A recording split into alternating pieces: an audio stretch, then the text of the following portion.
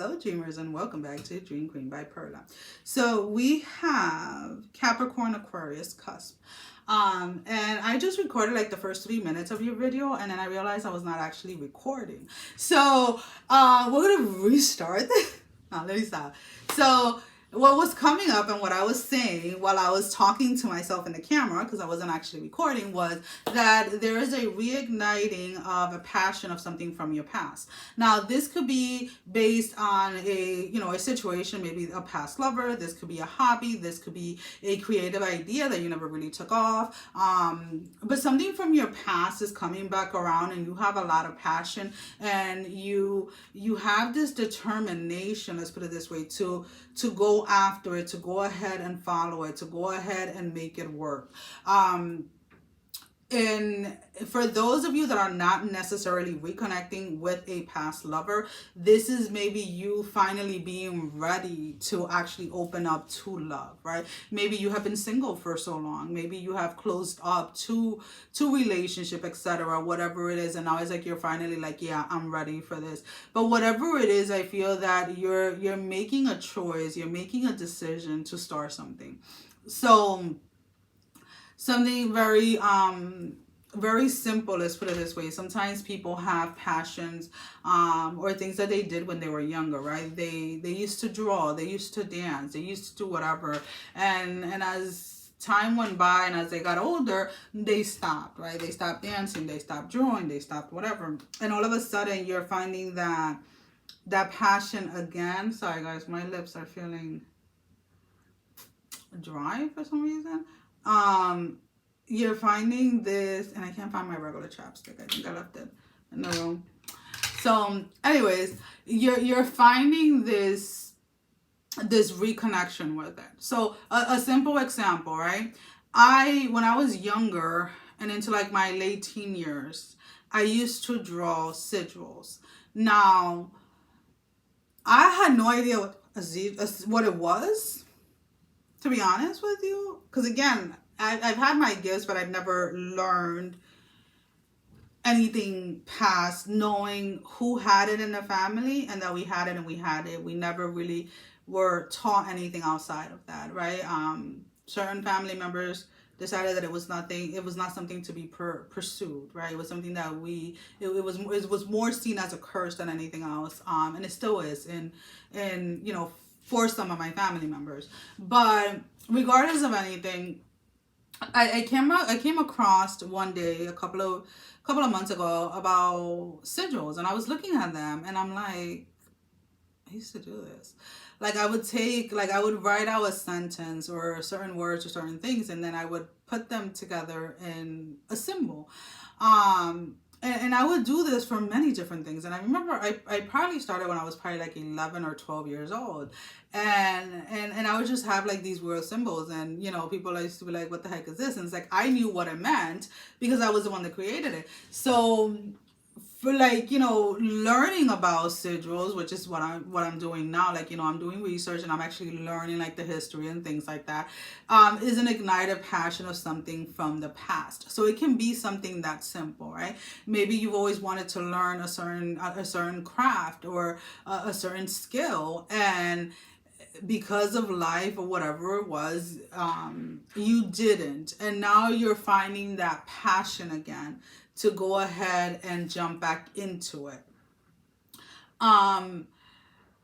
There's pretty much, when it comes, I feel that this week specifically for you guys are going to be a little bit more secluded, are going to be a little bit more or wanting to be more like by yourself again, because you're immersing yourself in some type of learning or some type of aspect of doing something. So if you're wanting to go back to like dance, you're secluded in the space that you're just around. Excuse me, I just have to check something, because the only text messages that come through at this moment are my kids. Okay. So it's almost like if you're picking up dance, like you're secluded in the sense that you're only surrounding yourself like with the class of dance, right? If you're if you're painting, you're secluded in the space where you're painting. Whatever it is for you specifically, but there is this energy of like almost emerging yourself or re-emerging yourself in something that brings a lot of joy and that you're very passionate about. And it's almost like a childlike energy to reconnect with this. And I'm saying this, and again, a lot of you are gonna be like, oh no, there's somebody from my past. When I'm talking about somebody from the past here, or somebody connecting with somebody, I have to do that sometimes because it's like so much. It's like, can we just get one thing at a time? Like when you're hearing, feeling, seeing, smelling everything at once, it's like, okay, let's slow down. So I'm always fighting. I'm always fighting with my spiritual team because I'm like, come on guys, I be looking like a fool out here. For those of you that are reconnecting with someone from your past, we're talking about somebody from like probably like 10 or 15 years ago. For those of you that are older, let's put it this way, those of you that, you know, you graduated high school 10, 15, 20 years ago, you might be reconnecting with like your high school sweetheart or something like that. And there's this sense of like this childlike energy that this person brings forth.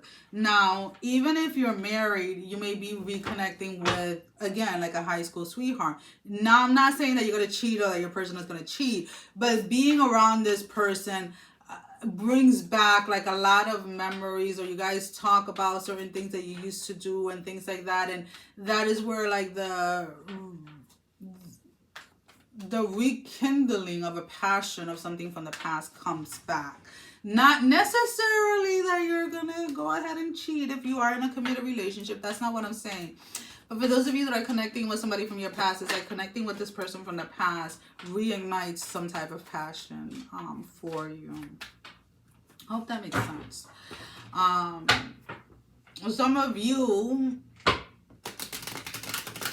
and I want to say those of you, and my condolences before I go ahead and say this. Those of you that have lost a significant other, like your spouse, your lifetime partner, whatever you want, whatever you feel comfortable calling it, you are reconnecting with somebody again from like years ago that has a similar experience, that have also lost their spouse, and through the grieving process itself, the two of you rekindle what you guys once had, even if it was like 30 years ago.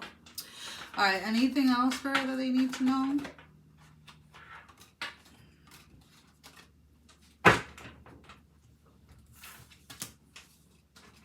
So this is very interesting. We have the Two of Cups, the Four of Cups with the Fool. So those of you that are finding this newfound passion for something may question or may doubt whether or not, it's like some of you are like, well, am I too old to go back to this? Am I too old to start dancing again? Am I too old to go to a dance studio? Am I too old to start painting? Am I too old to get married again? Am I too old to fall in love again? It's like you're questioning if you're age appropriate for something. And you need to stop that. It's like, oh, am I too old to dress this way? Am I too old to do, like, come on. Age is nothing but a freaking number. It's how you feel. How do you feel? If you feel that old, then that's how old you're going to act, right? So it's almost like that is your biggest challenge this week, is getting over that hump in order to go ahead and take the leap and actually go ahead and follow your passion, follow your heart. So an oracle card. Now, this can be confirmation to the reading. This can be your advice, or simply something that you need to be made aware of that you are not seeing at this moment in time. Ooh, it's too early. Why? It is way too early.